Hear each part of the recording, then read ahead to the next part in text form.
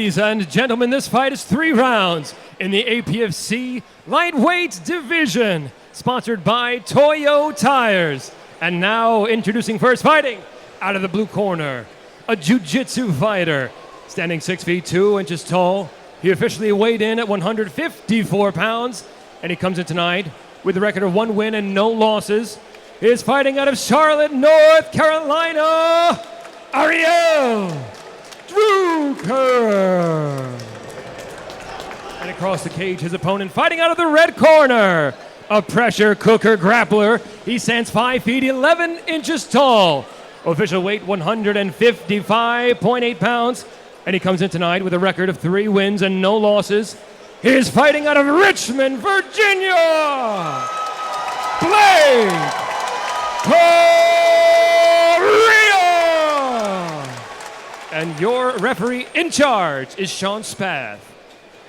Sean Spath getting us going for this lightweight bout between Ariel Druker and Blake Correa. Ariel in the black and gray trunks, Blake Correa in the black with the red and white insignias. Round number 1 underway.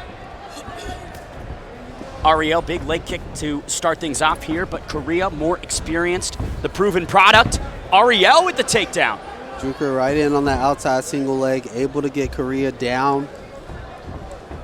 Interesting move from the youngster to take Correa to his own domain, maybe trying to tell the 25-year-old, hey, this 18-year-old can grapple too. You know, he spoke to his grappling prowess, his dad having a high caliber level of grappling as well too, and being able to train and how he was comfortable in that, and it shows here early on in this fight, but he has to be careful as Correa's looking to set some traps of his own. Ariel swings over. 2 minutes, 15 on the clock here. Correa trying to build back up. Patience displayed by both guys. Correa lacing up the left leg, builds back to the feet. Correa in on that body lock, able to turn the tables here on Druker. Lands into side control, looking to go full mount here. And this is where we've seen Blake Correa be so dangerous at this point in his amateur career. You know, he's not flashy, but he's extremely methodical in his approach to grappling here. He's going to control positionally. Druker looking to switch his hips out, maybe go leg attack, even if it's just to create some space here. Druker using those long legs, now wrapping up the right leg of Correa, turning over. Druker probably looking for a knee bar. Good defense so far from Correa, swimming with these transitions. Now Correa trying to punish Druker. And that's 60 seconds to go in round number 1. That's the risk you take in MMA, going for the leg locks. You're vulnerable to punches and ground and pound coming down from the top position. However, Druker able to transition. Ariel Druker, non-stop grappling effort from him here, but he is eating shots from Blake Correa. Shot after shot. You're starting to see them wear on his face, man, as Druker needs to solidify a guard position just to protect himself at this point and then look to work out. 30 seconds to go. Correa commanding and controlling here. Certainly an expression change from Ariel Druker as he's experiencing what Blake Correa's got in this first frame. You know, this is where the fight comes in the middle of the mixed martial arts competition, right? Druker able to work himself up now in a body lock position and put Correa's back against the cage. 5 seconds to go. Ariel Druker making it to the second round here. But what a first frame for Blake Correa. Reversed everything grappling-wise and dominated Ariel for the majority of that first round. Yes, I mean, positionally, we saw Druker try to make some adjustment, threaten some leg locks. However, Correa had more than an answer to that with some brutal ground and pound at certain points. Here we have this scramble situation. Correa in on the single leg, looking to transition. Druker doing a great job. And then Correa just powered through him with that body lock, getting Druker down. And just the ground and pound as Druker goes for the leg lock, attempted like a knee bar or attempted to land in a knee bar situation, but however wasn't able to get there. and Correa definitely making them pay. If you're Ariel Druker in round 2, what is the adjustment that you'd advise?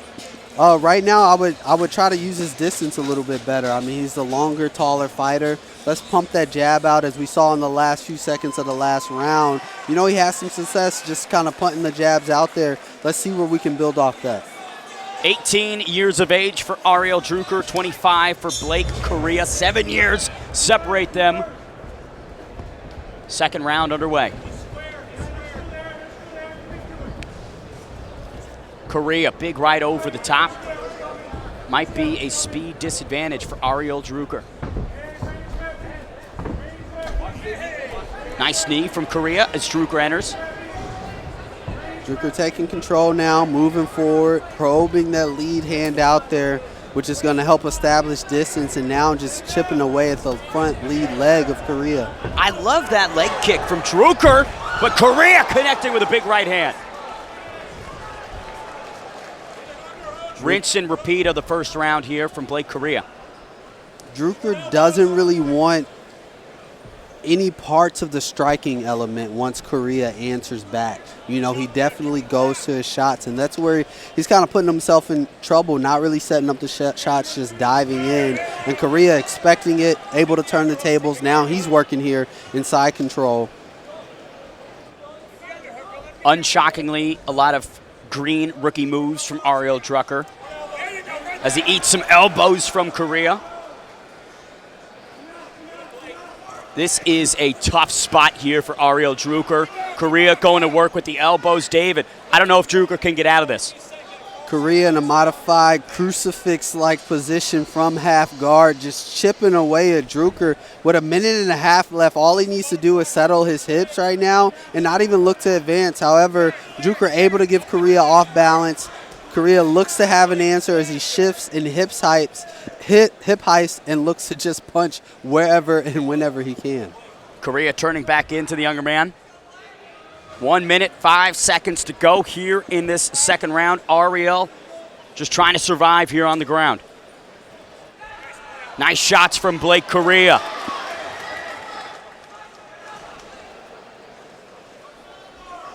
A little bit of a grappling match so far, which I'm surprised to see. You know, I knew Correa wanted to kind of get there. However, he's more so counter-grappling and ending up in great positions here on top of Druker and just pounding away at him. This is not looking good for Druker at this point.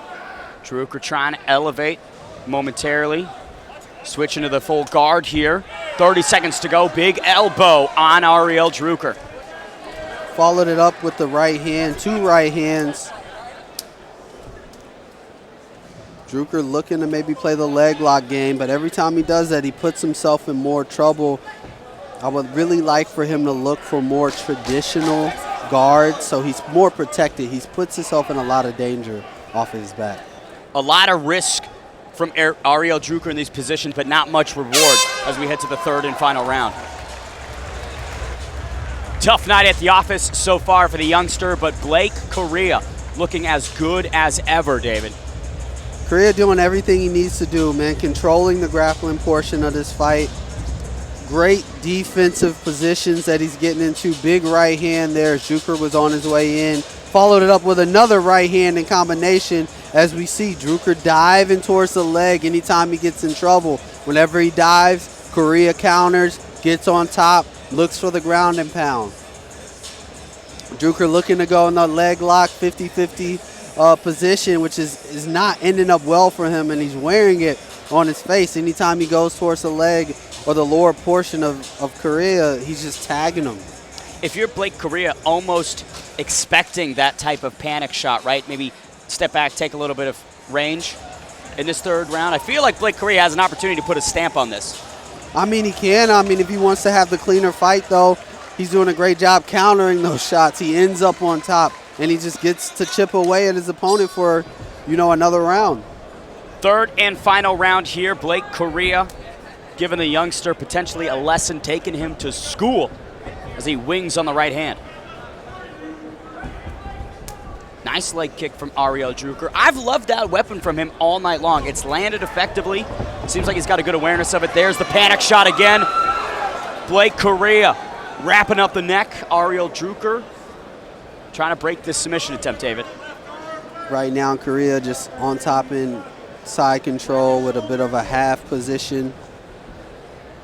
And just smothering Druker now. Looking to maybe isolate an arm triangle, look for him to try to clear that left leg and then jump sides across the body of Druker. Ariel attempting to get that right arm down to the canvas, but looks like he might be unable to. There he does, he gets it. 2 minutes left in round number 3. Right now, Correa, he's in a good spot. I mean, he's controlling positionally. He knows that Druker at this point is probably going to do some type of transition and put himself in trouble and open up for that ground and pound. And as soon as he sees his moment, Correa goes after it. A lot of shots from Blake Correa raining down on Ariel Druker. Druker, again, going for these leg entanglements, but they are Hail Mary shots at this point in the fight.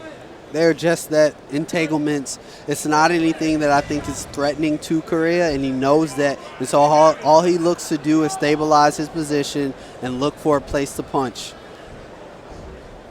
Good opportunity for Ariel to get in there with a really experienced, accredited amateur, but the level difference on display, David, is quite palpable. Indeed, I think this has all come down to maturity and decision-making when you're in the fire. I think Correa the whole way through has been composed, made the better decision, been the more efficient fighter this entire fight. Correa, final minute of this third round, landing an elbow to the side of the head. Ariel Druker out of options, out of gas here as he throws up the legs again, trying to create any sort of entanglement. Thudding blows from Correa. Excellent selective shots sneaking through the guard. Ariel in survival mode, but a couple more well-placed ground and pound shots. This could be over, David. At this point, you know, Druker's just doing all of the work, just trying to transition, and he's staying committed to that leg. I mean, at this point, I think it's something, you know, you just have to let go. He's being a bit stubborn, and he's paying for it. Could be just a survival tactic. Blake Correa swimming in the grappling waters quite effectively and showing the youngster the levels that are Blake Correa. 3 rounds in the can. The unbeaten record of Blake Correa still stands. Ariel Druker's comes to a close here in Richmond. Maybe not the most flashy of performances, but a complete shutdown technically from Blake Correa. You know, not flashy, and that's what we expect from Blake Correa. He did everything we expected, and I'm pretty sure he did everything he expected. Just went out there, controlled Druker position for position, and when he established control, he definitely looked to do damage with the ground and pound. I mean, very dominant position, very dominant win here for Blake Correa. Ariel Druker seemingly spent most of this fight trying to survive, trying to evade taking a lot of damage. Blake Correa delivering all of it and more. Let's make it official and send it inside to handsome Michael Hansen. Gentlemen, after 3 rounds of action, we go to the scorecards. And all 3 judges scored this fight 30-27 for your winner by unanimous decision, Blake Correa.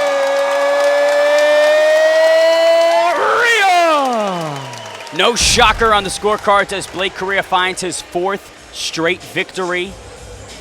Ariel Druker, massive learning opportunity here. I'm sure he will bounce back and sharpen the tools and be